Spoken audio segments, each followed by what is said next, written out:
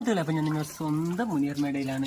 ഈ കൈയിരിക്കുന്ന ഐറ്റം കണ്ടോ, ജെറിയാണ്. ബേക്കറിയിലൊക്കെ പോകുമ്പോൾ ചില്ല് കൂട്ടിലൊക്കെ നല്ല സൂപ്പറായിട്ടിരിക്കുന്ന ഈ ജെറി നമ്മളെല്ലാവരും മേടിച്ചിട്ടുണ്ടായിരിക്കും. ഒരു ഐറ്റമൊക്കെ ഉണ്ടാക്കാനൊക്കെ ഒരുപാട് നമ്മൾ മേടിച്ചിട്ടുണ്ടായിരിക്കും.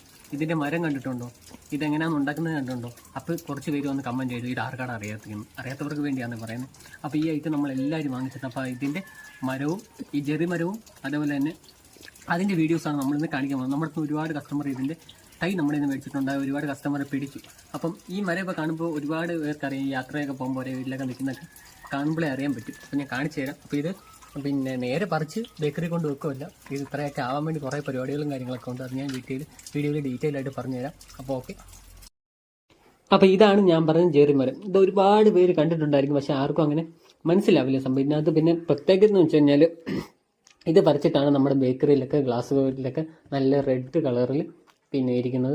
അപ്പം ഇത് റെഡിയായി വരാൻ കുറേ സമയം എടുക്കും. അതുമാത്രമല്ല ഈ പ്ലാന്റ്സിനകത്ത് നിറച്ച് മുള്ളായിരിക്കും. ഈ പ്ലാന്റ്സ് നമ്മുടെ വീടിൻ്റെ തൊട്ടടുത്തൊക്കെ വെക്കുമെന്നുണ്ടെങ്കിൽ കുട്ടികളൊക്കെ ഉണ്ടെന്നുണ്ടെങ്കിൽ നല്ല മുള്ളായിരിക്കും. പിന്നെ ഇത് അധികം ഹൈറ്റ് വെക്കില്ല. എന്ന് വെച്ചാൽ ഒരു മരം പോലെ നിൽക്കും, പക്ഷേ അധികം ഹൈറ്റ് ഒന്നും വെക്കില്ല. നമുക്ക് പറിച്ചെടുക്കാൻ പറ്റുന്ന ഒരു ഹൈറ്റൊക്കെ വരുള്ളൂ. അപ്പോൾ ഇതിൻ്റെ തടിക്ക് നല്ല കനവും കാര്യങ്ങളൊക്കെ വരും. കാണാൻ ഒരു രക്ഷയില്ല കണ്ടോ.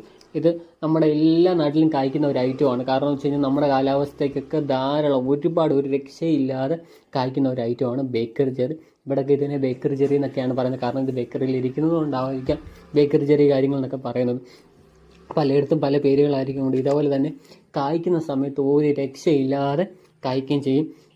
അതുപോലെ തന്നെ ഇത് ചെയ്തെടുക്കാൻ കുറച്ച് പരിപാടിയുണ്ട്. കാരണം എന്ന് വെച്ച് കഴിഞ്ഞാൽ ഇത് പറിച്ച് ഇതിൻ്റെ കറയൊക്കെ കളഞ്ഞ് അതേപോലെ തന്നെ പിന്നെ ഫുഡ് കളറൊക്കെ ചേർത്ത് ചൂടാക്കി അങ്ങനെയൊക്കെ കുറച്ച് പരിപാടിയൊക്കെ കഴിഞ്ഞതിന് ശേഷമാണ് ഇത് ബേക്കറി ജെറി ആയിട്ട് നമുക്ക് ബേക്കറി ജെറി ആയിട്ട് പിന്നെ നമ്മുടെ ബേക്കറിയിലൊക്കെ എത്തുന്നത്.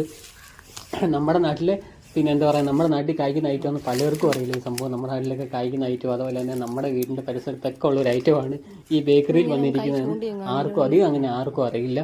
അപ്പം ഇതൊന്ന് കഴിഞ്ഞ വട്ടം നമ്മുടെ ഇന്ന് ഒരുപാട് പ്ലാന്റ്സ് കസ്റ്റമർ നമ്മുടെ നിന്ന് വാങ്ങിച്ചിട്ടുണ്ട്. ഒരുപാട് പ്ലാന്റ്സ് നമുക്ക് കഴിഞ്ഞ വട്ടം ഒരുപാട് പ്ലാന്റ്സ് വന്നിട്ടുണ്ടായിരുന്നു.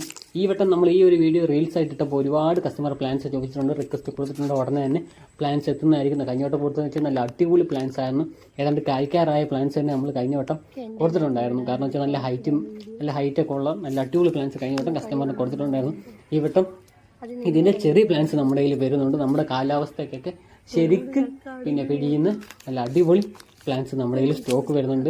ഈ ഒരു ഒറ്റ പ്ലാന്റ്സ് ഉണ്ടെങ്കിൽ നമ്മുടെ വീട്ടിലൊക്കെ ഒരുപാട് ബേക്കറി ചെറി ഉണ്ടാക്കി സെറ്റ് ചെയ്ത് വെക്കാൻ പറ്റും. കടയിൽ നിന്നൊന്നും പോയി മേടിക്കേണ്ട ആവശ്യമില്ല, വലിയ പണിയൊന്നുമില്ല.